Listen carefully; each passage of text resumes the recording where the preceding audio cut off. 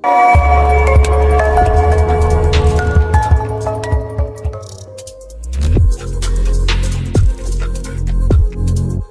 Arhan absen di final, Indonesia kehilangan roket kiri.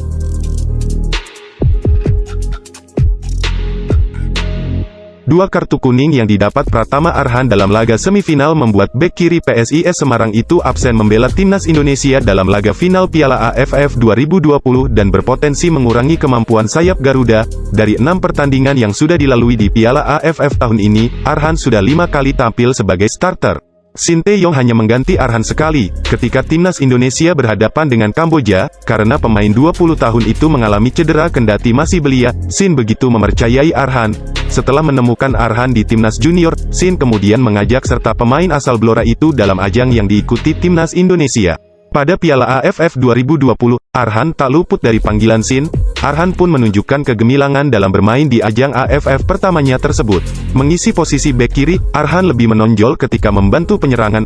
Akselerasi dan umpan-umpan Arhan terbukti turut membantu timnas Indonesia meraih hasil seperti yang diinginkan para supporter. Pemain yang pada mulanya dikenal memiliki lemparan ke dalam bak roket, lantaran kencang dan penuh tenaga, kemudian juga menampilkan kemampuan ofensif yang bisa mengimbangi keberadaan Asnawi Mangkualam di sisi kanan. Arhan melepaskan 2 sepak pojok yang berujung gol bagi Indonesia saat melakoni laga pembuka melawan Kamboja. Pemain muda terbaik Piala Menpora itu kemudian juga memiliki peran penting atas terciptanya gol kedua Indonesia ke gawang Malaysia.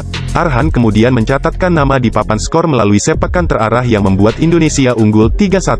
Arhan kemudian mencetak gol kedua yang begitu penting di saat Indonesia tertinggal 1-2 dari Singapura pada menit-menit akhir waktu normal di leg kedua. Kehilangan Arhan di leg pertama bakal menjadi kerugian tersendiri, menjadi pekerjaan rumah bagi Sinteyong serta tim pelatih guna menemukan formula tepat menjalankan pola main tanpa Arhan di sisi kiri yang selama ini terbukti nyetel dengan strategi bunglon. Sinteyong ternyata mampu membuat pelatih timnas Singapura tertipu. Bisa dibilang strategi bunglon inilah yang mengantarkan timnas Indonesia lolos ke final Piala AFF 2020. Sejak fase grup, Sinteyong gemar mengubah formasi awal yang digunakan.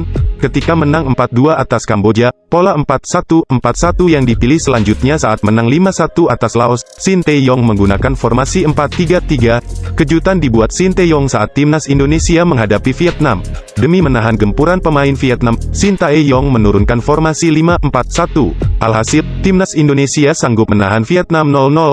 Kemudian di laga pamungkas grup B Piala AFF 2020, Sinteyong memilih menggunakan formasi 4-4-2 dan hasilnya skuad Garuda melibas Harimau Malaya 4-1, berhasil dengan pola 4-4-2, membuat banyak pengamat menilai Sinteyong bakal menurunkan formasi yang sama saat menghadapi Singapura di semifinal.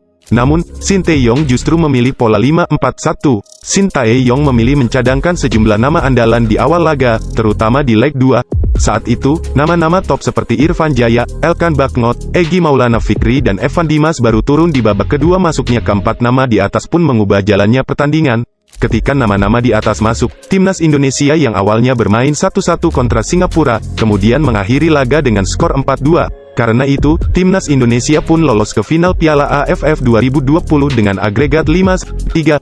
Selanjutnya di partai puncak, timnas Indonesia bertemu Thailand. Ini merupakan final ke-6 timnas Indonesia di Piala AFF. Pada 5 final sebelumnya, yakni pada 2000, 2002, 2004, 2010 dan 2016, timnas Indonesia selalu kalah di partai puncak.